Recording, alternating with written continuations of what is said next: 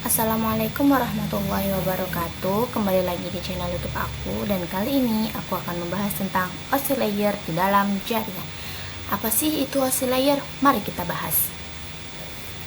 OSI layer, model OSI layer adalah standar yang membagi proses komunikasi data di jaringan menjadi 7 lapisan. Setiap lapisan memiliki tugas spesifik, dari pengiriman sinyal fisik hingga aplikasi yang digunakan pengguna. Lapisan-lapisan ini bekerja sama untuk memastikan data bisa dikirim, diterima, dan diolah secara efisien antar perangkat yang terhubung di jaringan. Jadi OSI layer ini adalah berfungsi sebagai proses komunikasi data di jaringan yang dibagi menjadi 7 lapisan. Nah, setiap lapisan itu memiliki fungsi masing-masing. Jadi di sini tuh memastikan perangkat itu agar bisa terhubung menggunakan jaringan yang baik. Nah, OSI layer inilah fungsinya untuk berbagai macam pengiriman data. Banyak sekali orang yang mengirimkan data ini, dan salah satunya pasti menggunakan OSI layer. Nah, di OSI layer ini juga terbagi menjadi beberapa tingkatan. Yang pertama ada application layer, yang kedua presentation layer, terus yang ketiga session layer, transport layer, network layer, data link layer, dan yang terakhir ada physical layer. Jadi dari ketingkatan-tingkatan ini, physical layer itu menjadi yang terakhir dan application layer menjadi yang pertama. Nah, dari ketujuh tingkatan ini, mari kita bahas apa aja sih. Oke, yang pertama ada application layer. Layer pertama yang berada paling atas dan bertemu langsung oleh pengguna, menyediakan tampilan secara langsung seperti HTTP, email, dan lain-lain. Jadi application layer ini yang paling awal kita lihat dan yang ditampilkan terlebih dulu untuk bertemu dengan kita.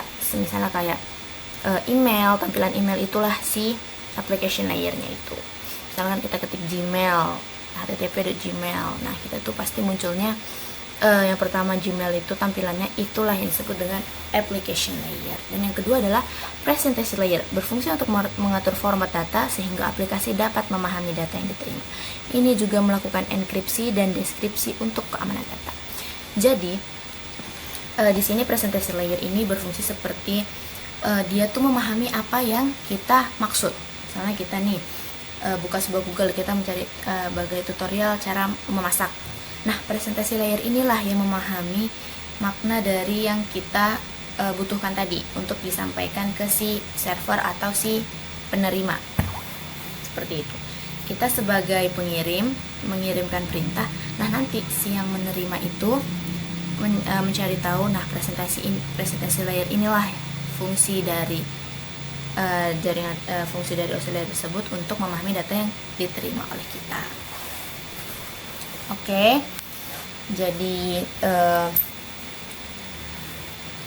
di sini juga melakukan enkripsi dan deskripsi untuk keamanan data sehingga data lebih baik.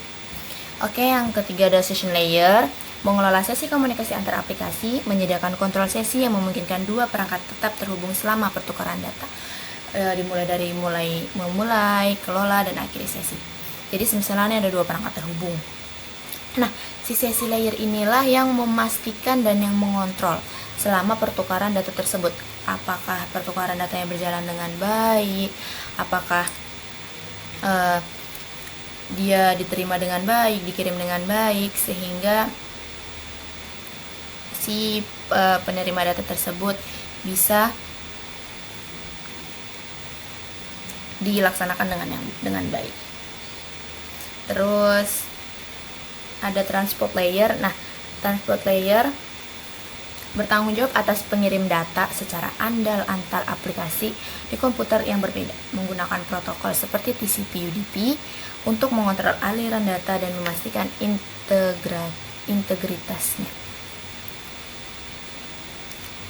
Jadi di sini tuh si transport ini ibaratnya si pembawa. Ibaratnya kalau kayak kita sebagai manusia kalau mau dari kota A ke kota B pasti butuh transport, bukan?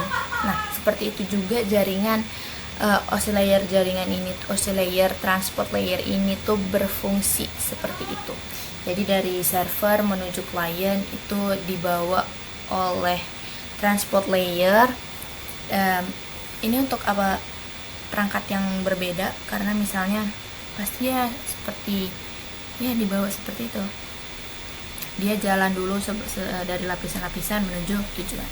Oke, selanjutnya ada network layer, menangani pengelamatan logis dan rute yang digunakan untuk mengirim paket data dari suatu perangkat ke perangkat lain di jaringan yang berbeda. Contohnya IP addressing.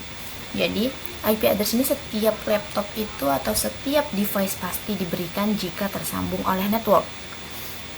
Jadi, ibaratnya network layer ini sebagai identitasnya si para device ini. Nah, di sini itu network ini berfungsi, misalnya kita tuh mau seperti nomor telepon.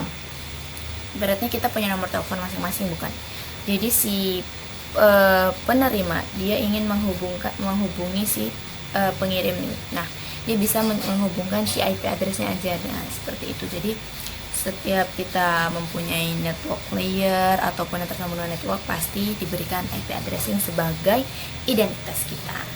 Gitu, guys. Lalu selanjutnya ada data link layer. Nah, di sini data link layer menyediakan pengiriman data yang bebas dari kesalahan dengan mendeteksi, memperbaiki kesalahan di lapisan fisik. Juga memahami pengelamatan MAC untuk komunikasi antar perangkat di jaringan lokal. Jadi, data link layer ini tuh menyediakan pengiriman data.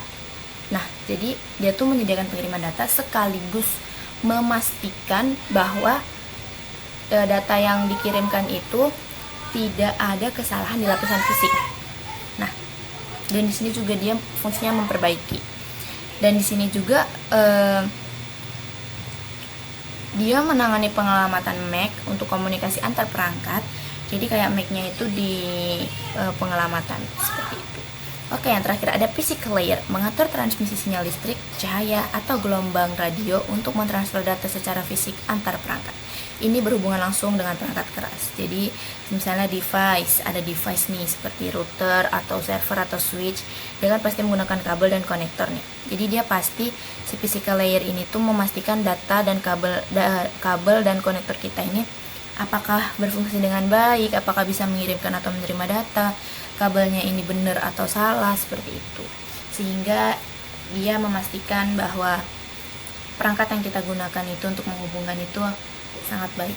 Oke, gimana sih cara kerja OSI layer? Jadi, cara kerja OSI layer itu adalah si klien, pengirim itu akan mengirimkan sebuah data ke si penerima. Jadi layer pertama ini itu ialah layer yang pertama kali muncul di tempat si penerima. Jadi si presentation itu akan menerima dari data yang dikirimkan oleh application. Dia memahami apa yang kita butuhkan, lalu dikirim lagi ke tempat-tempat yang seperti session, transport, network, data link, physical, baru. Nah, dari si penerima,